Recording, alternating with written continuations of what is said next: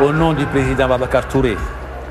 qui avait en charge cette mission-là, avec le comptant. En son nom, je me dois de remercier les honorables députés d'avoir bien voulu se déplacer pour venir voir un projet qui appartient au peuple en réalité. Je dois aussi me féliciter de savoir qu'une société bien sénégalaise, qu'une entreprise sénégalaise comme Excaf Télécom a pu faire un tel travail, un travail énorme, un travail de qualité. Cette technologie, une fois mise en œuvre, va permettre l'ensemble des citoyens sénégalais, là où ils sont, que ce soit de Dakar jusqu'à Fongolandi, de recevoir l'ensemble.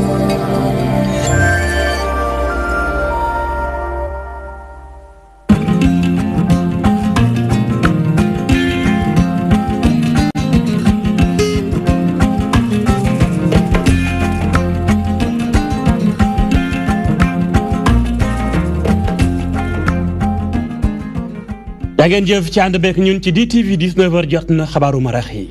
la ci gën a fees bokk na ca lépp juróom-benn téeméer ci ay millions ci ay doomu Sénégal ni xaal ngir ñu dimanche bi ñu dem ci mbañ gàcce yi tànn seen njiitum réew nguur gi nag ne noppi na ngir bépp jëmtukaay jël na ko ngir ba tey mën a aw ci yoon Aliou Ngouille Ndiaye ni daañu def kem kattan lu jëm tam joxem carte yi nee na daanaka téeméer boo jël lu jege juróom-ñeent fukk ba ak juróom-ñaar joxe na ko ci ay carte daañu si ñëw ci biir xabaar nam gën a yaatoom lu jëm ci kaaraange ba tey élection yu le ay nan bépp oto buy génn goxu Sénégal yi le 23 jàpp le 24 incha allah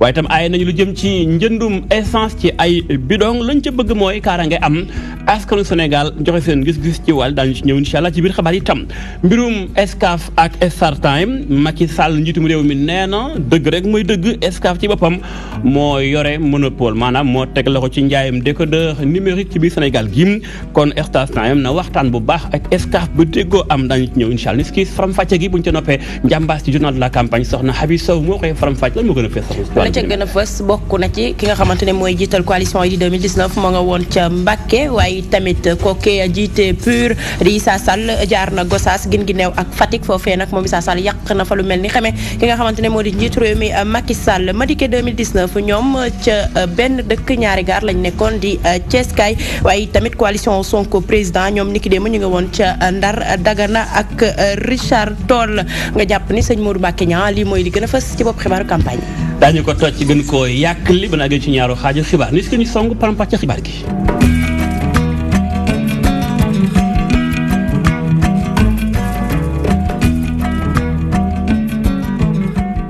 ñuy tàmbali faram fàcce gi ci lu jëm ci élection yu dëgmal lu toll ci juróom-benn million ci ay doomu aadama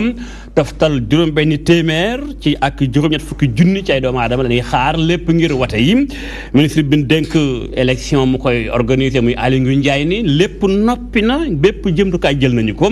lu jëm tam ci mbirum joxem carte yi daanaka lu ci bari dem na ministre bi nee na fi mu toll nii téeméer boo jël juróom-ñeent fukk ba ak juróom-ñaar ci ay carte jox nañu ko seen borom kon lépp luy xeetum observateur tamit xam nañu carte électorale bi fan la bureau de vote yi nekk ak nu ñu ko doxalee ndaje moom day fàttali lu fekkee na ko reportage. organisation bu mucc ayib lu jëm ci wàllum élection yi bokk na ci histoire démocratie bu Sénégal li ni mel ministre de l'intérieur di ko firndeel élection présidentielle ñu fas yéene amal ñaar fukki fan ak ñeent ci weeru février 2019 bi fas yéenewul demee neneen dinañ def seen kéem kattan ba lépp lu jëm ci wàllum législation électorale bi ñu jëmmal ko. Sénégal kenn mëntu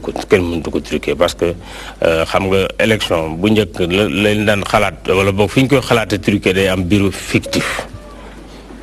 bureau fictif mënutul am Sénégal parce que déjà carte électorale bi xaw ma ndax seet gis ngeen ko wala déet carte électorale bi mooy dañuy wane dëkk bu ne fan la ñaata bureau de vote ñoo fa ne ñaata lieu de vote ñoo fa ne fan la ñu faree. Sénégal weesu nañu fu ñu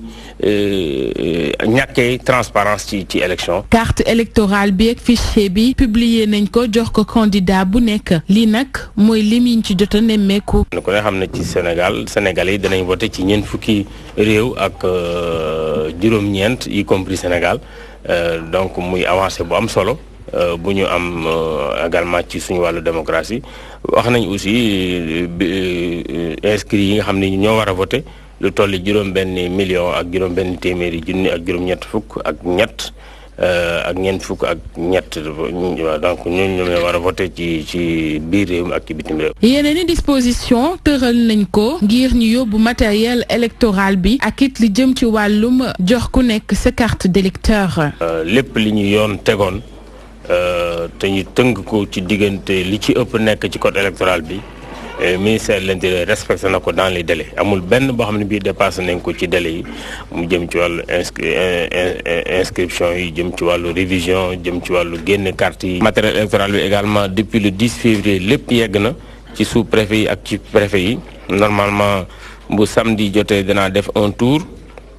au niveau donc de certaines régions pour xool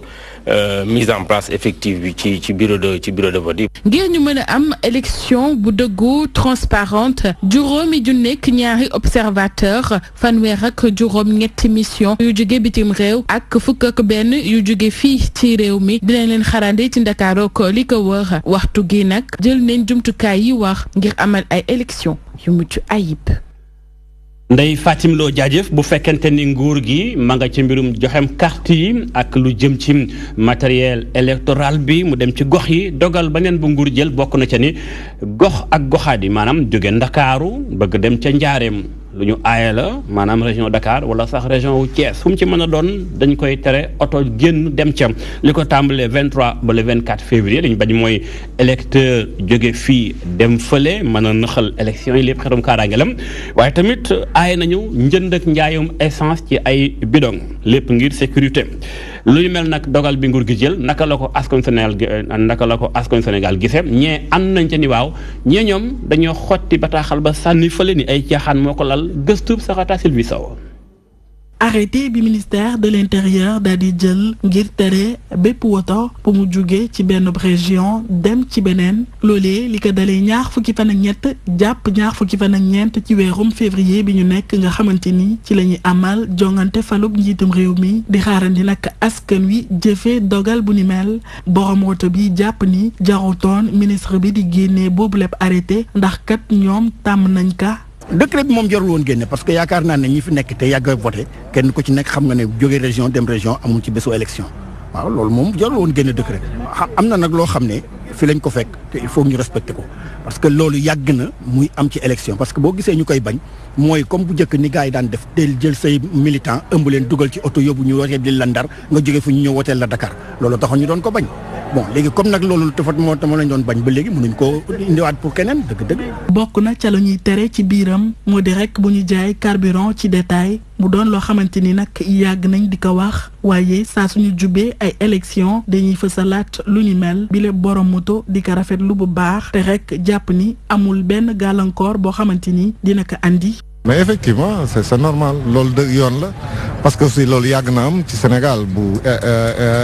événement yu demee ni amee dañuy tere loolu pour des raisons de sécurité. non du tout parce que boo demee ci station bi ñu jaay la sa xaalis nga yor. keneen ku gisee nu ni mel di Lassana Badiane moom rafetlu na bu baax arrêté bu ni mel ndax dafa jàpp ni bokk na ci li yokk kaaraange ci biir réew mi rawatina ci jamono ji ñu nekk. je pense que ministre bi loolu mu wax lu am solo la dafa bokk ci luy aar réew mi aar nit ñi aar seen alal donc parce que élection présidentielle lañ jëm donc am na ci ay saay-saay yoo xam ne mën nañ ci profité yàq alalu jàmbur te gis nañ incident yi nga xam ne am na Tambacounda je pense que loolu pour ñu éviter ko lépp loo xam ne day participer pour mën a gasaxal kaaraanga réew mi dañ koo war a dindi donc je pense que loolu directive bu baax la bu ministre bi jël. ministre de l'intérieur di ci jublu rek sàmm kaaraange askan wi rawatina dem beeg dikk bi ndax kat yenn saay suñu jubee ay élection dañuy faral di gis ni dañuy taal ay oto loolee ngir fësal seenum nakar lu ni mel tax mu jël dogal bu ni mel ndax ñu bañ a tee nemmeeku jëf yu ni mel. jaajëf Sarata Sylvie Sow xibaar yi wéy ak mbirum élection yi dëgmal présidentielle war a tabb koy na ci bopp réewum Sénégal bangaas bi nga xam dafa ëmb soxna yi ñoom dañoo taxaw temm bëgg ñu xalaat bu baax ana ban candidat ci candidat yi mooy war a mën a taxaw temm wane boppam ba élection yi lépp mën a leer maanaam ñoom ñëpp ñoo war a taxaw wane seen bopp kon élection yi mën a leer askan wi itam war ci am fulla ak faydam di woo candidat yi itam ñu woote ku ci ne woo say militant ci jàmm ak salaam violence bañ a am benn yoon ñoom loolu muy seen xalaat ndaje mu ci woote woon yaatu woon lool Adjara Ndiaye fekkee na ko reportage. jigéen ñi nag jëmale ko ci wàllum jàmm ak kaaraange ñooy artu ñi nga xam ne ñoo di candidat présidentiel yi li ñu def lépp ci jàmm ndax ñu am élection bu jaar yoon ñu jël nag ay ndogal yoo xamante ni dina tax bés wot gi benn jàmmaarloo du si am. Sénégal nag bokk na ci dëkk yi nga xam ne su ma yeboon sax ni mooy dëkk bi nga xam ne fii ci sous-région bi mooy dëkk bi nga xam ni moom ma xamul ay crise yu jóge ci ay élection wala dara jàmm jooju nag dañ ñu ko sax dañ ko sax envier tu jàmm salle de veille boobu nga xamante dafay toog di analyser scrutin bi di xool participation des femmes yi ci scrutin bi di xool naka la vote bi doxe ak tamit nag di seet naka nga xam ne noonu la. envoyé spécial Union africaine bi nag di rafetlu effort yi nga xam ni jigéen ñi le def nañ ko taxaw témme ngir jële fi li nga xam ni moo di ay jàmmarloo. gis nañu Afrique de l'Ouest li fi xew yëpp Sénégal a si mucc mais jàmm jooju ñu am Sénégal moom la jigéen ñi wax ni dañ ko bëgg nekk les gardiennes ñoom ñoo ko bëgg téye ni jàmm jooju daf fiy sax ci Sénégal looloo tax ñu takkoo moo tax ma naw leen ñëw di leen jàppale ni leen ñu nit de ñu ngi ci seen gannaaw wala ñu ngi taxaw ci seen wet fu ngeen ni waaw ñu ni waaw. gouvernement bii ñëw yi mais xale yi dañu bëgg nit ñi jigéen ñi dañoo bëgg 50-50 ndaw yi bëgg ci bokk. ngir rek mbirum violence bañ a amat dëkk bi nga xam ne nag mën na koo dugal ci guuta lu ëpp juróom fukki organisation yoo xamante ni ay jigéen a ko yor mbooloo nag ci atum 2012 ba léegi ngir plateforme veille bi li kuréel gi nag di def rek lépp lu ñu mën ngir rek jàmm sax fii ci Sénégal. jaajëf soxna Adjara Ndiaye xibaar yi ba tey ak mbirum élection yi luy tax kaaraange am ñii moom dañoo tiit muy ONG article 19 ñoom sàmm àqi doomu aadama ak démocratie mu leen tax a jóg la ñoo xam ne mooy dañoo am njàqare lool ndax gis na ni nguur gi neenam dafa bëgg daal mbirum internet ñu mën koo yemale ngir kaaraange ñoom nag tiitaange ga mooy mbaadu du ñu yegg élection présidentielle yi ñu jël net bi daal di koy wàññi ba du net su ko defee jëfandikoo xaw a jafe ñu jàpp ni lu ni mel bu ñu ko defee dana xañ doomu aadama yi seenu droit maanaam seen i àq nekk lu jaadu ndaje ma ci wate woon yaatu woon lool ay demee ñas fekkee woon na ko reportage. njëriñu internet ci élection yu ñu dëgmal ngir mu mën a jàll ci leeraange fii ci Sénégal bokk na ci yitteek société civile bi lu ni mel moo waral sax organisation bi di article 19 taxaw ci temb di ci bay waaram lëkkaloo ceek ay ñoñam. élection présidentielle bi nga xam ne ay juróomi fan moo si des ñu dañ si am tiitaange am si ay inquiétude Afrique liñ fi seetlu si at yi yëpp ñu génn moo di ne bu élection day am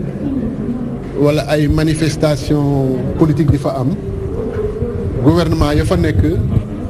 dañuy couper internet bi wala ñu wàññi doole internet bi ñu bloquer réseaux sociaux yi am nañ sax ñuy dem ba xam ne dañuy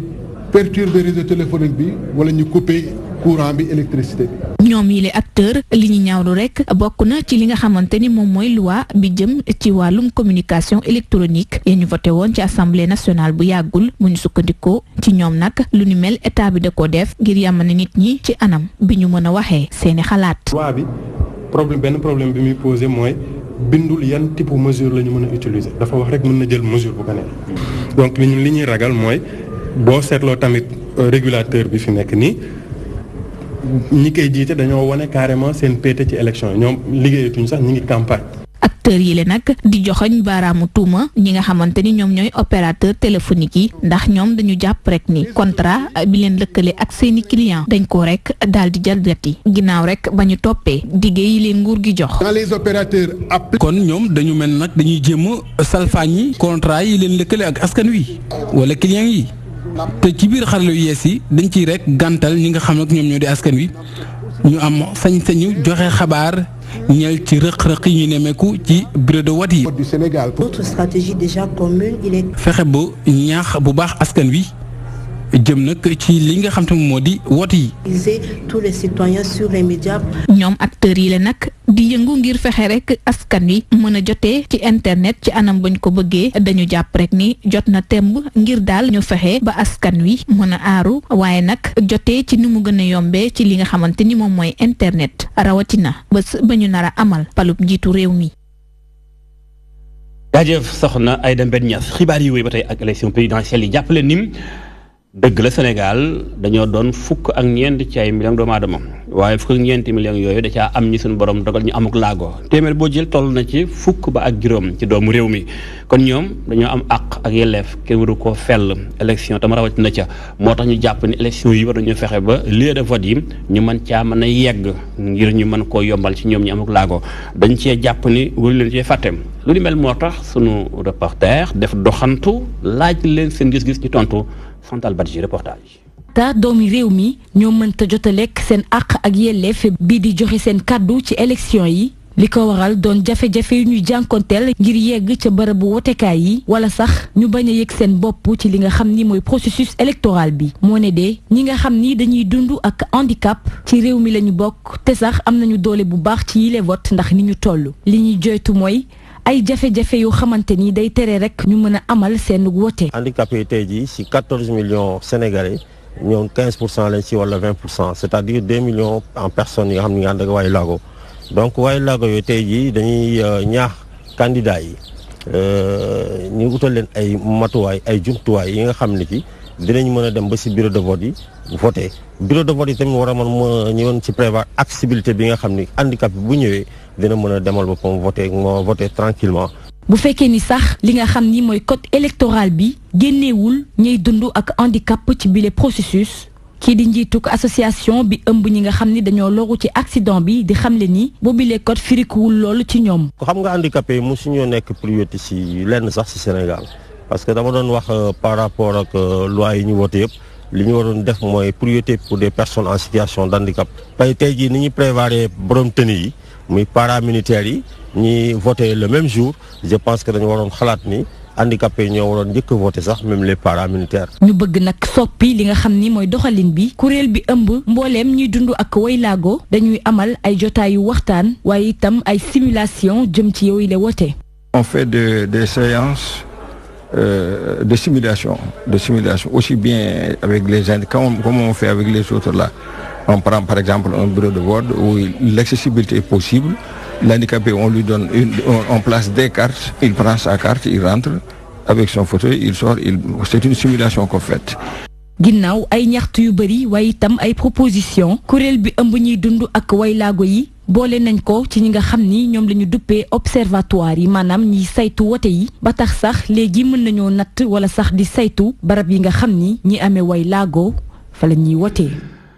jaajëf Chantal Badji ba tey mbirum élection présidentielle ana ëllëgu ndaw ñi ci élection yi xam ngeen ni bu ñu falee njiitum réew dana fi am mandat juróomi at bu ñu ko waxee da ca baax ndaw yi gis seen bopp ci liggéey bi ndax ku wax am réew da nga wax ndaw ñi ndax nag ëllëgu réew mi ngi ci loxol ndaw ñi ca nag sax Sénégal macha allah bu ñu sukkandikoo ci ANSD nee ñu Sénégal téeméer boo jël ci doomu aadama yi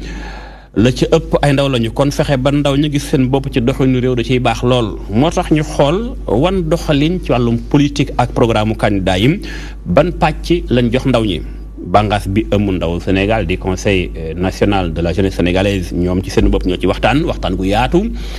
gis ni kat faaw ñu càmbar programme mu candidat yi ba xool bàngaas buñ jox ndaw yi ndaje mañ ci wate woon ay kàngam ñoo ko teewe woon bokkoon na ca soxna Ramatoulaye Diouf. ñeenti responsable ngir waxtaanee programme seen candidat jëmale ko ci ndaw yi gannaaw ba nga xamante ne nag coalition bu Idy 2012 teewul yeneen ñett yi ci des daal di nañ yàq lu mel ni xeme bilangu coalition Benno Bokk Yaakaar la sabablu bile ndaje nag mooy ñu fexe ba askan wi xam bu baax li nekk ci yooye programme. liñ jotee def nag mooy tàggat ay ndaw yoo xam ne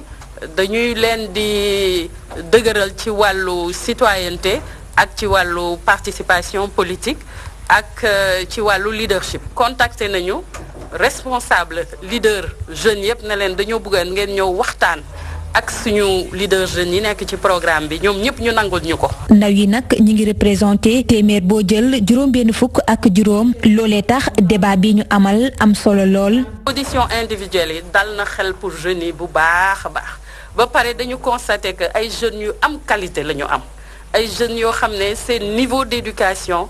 dans tous les sens c'est élevé te xam nañu li leen tax a jóg. programme candidat yi nag gannaaw bañ ko xamee conseil national bu ëmb ndaw yi fii ci Sénégal nag na mën a def kem kàttanam ngir ki gagné élection yi mën a jëfe lim fi diggee. li ci ëpp solo mooy que ni dafa am benn projet de loi boo xamante ni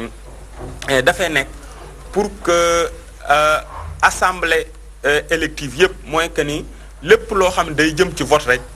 jeunesse bi am fa benn quota boo xam ne 30% la. Je pense que aujourd'hui responsable jeunes candidats yëpp accepté nañ ko jël nañ engagement ni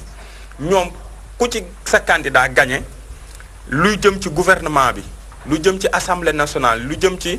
conseil économique et social jeunesse yi dinañ fa seen taxawaay dina fa ëpp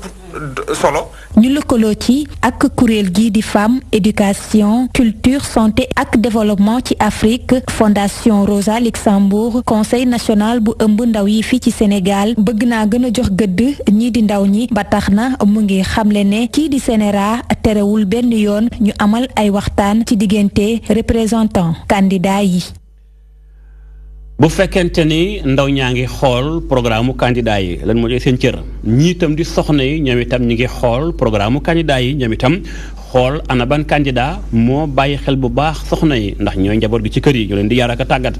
moo tax ñoom ne ñu faaw ñu bàyyi leen xel ñoom it ba seenu nekkin mën a ñoŋ ndax Sénégal jigéen ñi sonn nañu lool te tamit ñoon bëgguñoo doon rek ni yàcc yore la di seetaan dañoo bëgg a bokk ci mbir yi ndaje man ci wate woon Safiatou Koli fekkoon na ko reportage. gannaaw bu ñu saytoo programme yu juróomi candidat yi kuréel bu ëmb jigéen ñi daal di joxe ay tegtal boobule association nag di xamle ni rek candidat bu nekk war nga ci jàpp ngir rek gën a sukkali njaboot bu Sénégal rawatina jigéen ñi. dañu gëstu ba génne yan raq-raq yan jafe-jafe la famille sénégalaise njànkonteel tey ñu bind ko wane ko natt ko biñ ko nattee tamit ñu jéem si wut ay pexe li si am njëriñ mooy ñu waxtaane ko ba ñoom ñu gis njëriñu yi nga xam ne bàyyi woon nañ ko ëllëgam si biir ñu boole ko si. yooyu les femmes leaders dalal ku nekk ci 5 candidats ay représentants am gannaaw bi ñu amalee ay waxtaan yu yaatu ñoom nag ñuy yaakaar ni lu ñu jëlee ci yooyu les waxtaan dinañ ci bàyyi xel ngir rek dundinu askan wi soppeeku. du seetuñu ku raw ak ku rawul loolu tax koo jóg dañ lay xool yow ci sa bopp ñun li ñu wax lan nga si jël en charge ak loo si jëlul en charge ak naka nga ko mën a fexe ba sa programme nga amélioré ko. ci fukki ponk ak ñett ñu daal di tënk yenn ci ay jafe-jafe yi nga xamante ni jar na ñu taxawu ci. biir prison yi jigéen yi nga xam dañu ëmb wala di nàmpal place xale du nekk ci biir prison gëm nañ ñi nga xam seen xel dafa sutante di wëndeelu ci biir dëkk yi dafa jaadu war nañ wut fu ñu leen teg parce que dañu am dignité. jigéen ji nga xam dafay liggéey ba génn àdduna te doon verser cotisation sociale. dañu war jox pension ñi nga xam ne ñooy njabootam. léegi dañu war a jéem a continuer ba mu weesu loolu donc ñun yu mel noonu lañ génne mooy loo xam ne moom la nit ñi di jànkonteel moom la jigéen ñi di jànkonteel moom la kër yi di jànkonteel ñu ngi leen lii jël leen si ngeen teg ci seen loxo. Quel président pour la famille sénégalaise di ab programme bu bëgg a sukkali société bu Sénégal rawatina ñi nga xamante ni seen loxo jotul seen ginnaaw jigéen ñi nag fas yéene ci xar seen tànk tubéy ngir ku nekk ci candidat yi.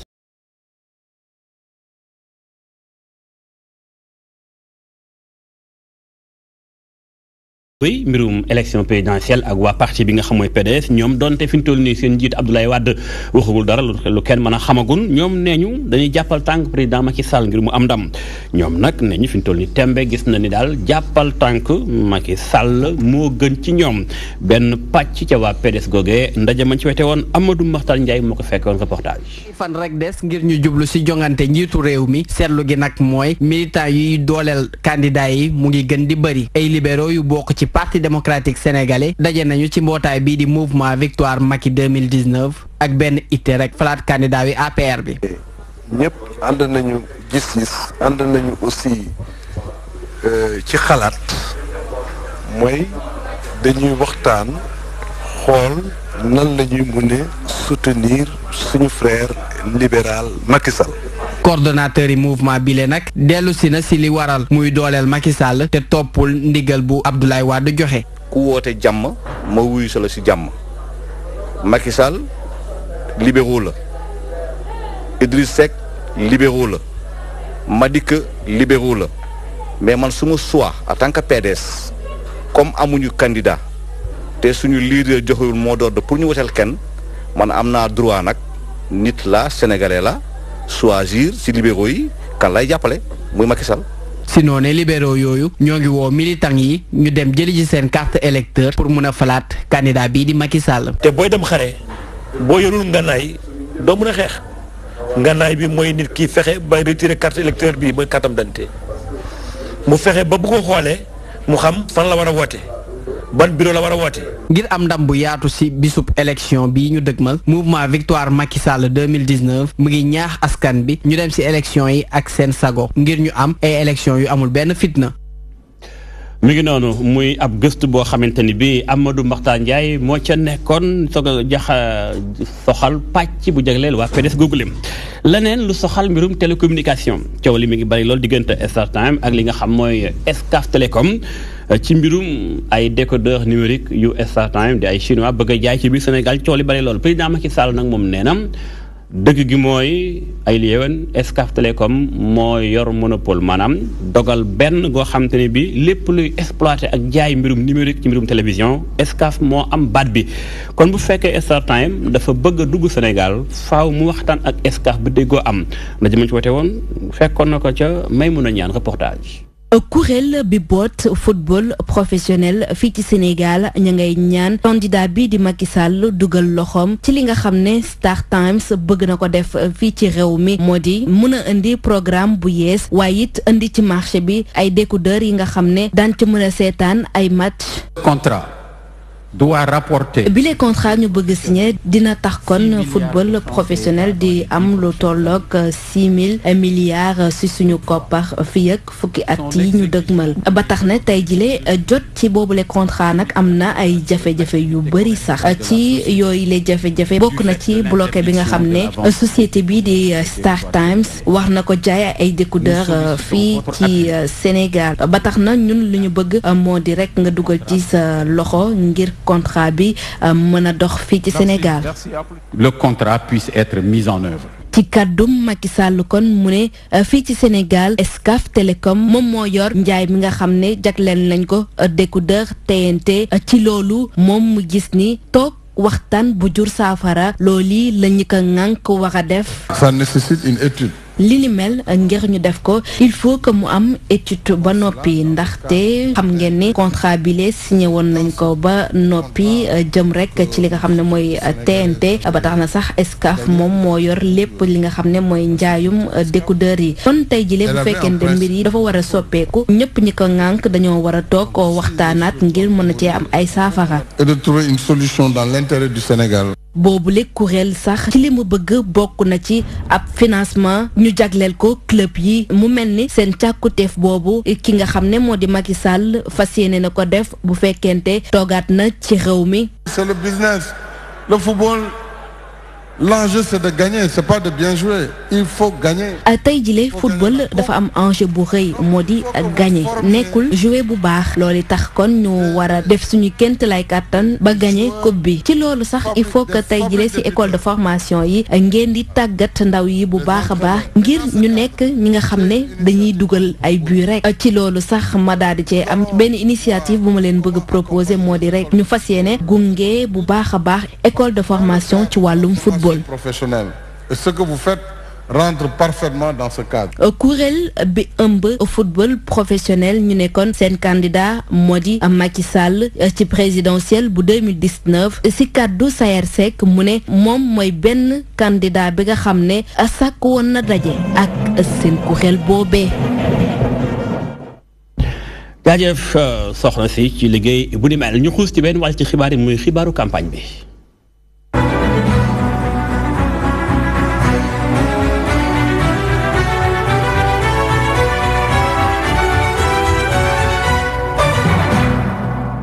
jërëjëf Modou Mbacké Niang dañuy ubbee xët wi ak ki nga xamante ne moo di njiital coalition Idy 2019 ñoom nag ña nga woon ca Mbacké ba tax na sax ki nga xamante ne moo leen jiite di Idrissa Seck nee na bis bu ñu ko tegee ci boppu réew mi dina rek jeexal li nga xamante ne moo di tabax université bu Touba waaye tamit dina def kéemtulaay kàttanam ba askan wi mën a jot ci ndox mu set ci sell moom mi nga xamante ne mooy njiital coalition Idy 2019 nee na rek dina fex itam ba yoon tëddee ñaaxanaay fii ci réew mi ñu teewlu ko moom Idrissa Seck. ñu ma wax léegi benn journaliste bu mag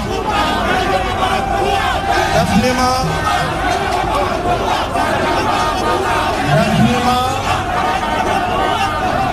fi mbir yi tollu benn laaj rek laa la bëgg a laaj mooy lan nga jàpp ndax da nga jàpp ndam li dès le premier tour wala day am deuxième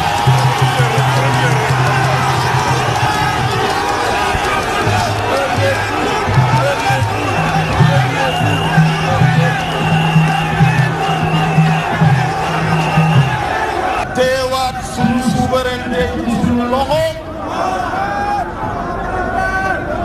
li nga xam ne moom la ñu sukkandiku ci wekk ko ni ñu ko war a wege sukkandiku ci pour tabax suñu réew te loolu li ci jiitu mooy ñu delloo xam-xam ak jëfe xam-xam palaasam mun na alayya la wax bi ulumin wa amal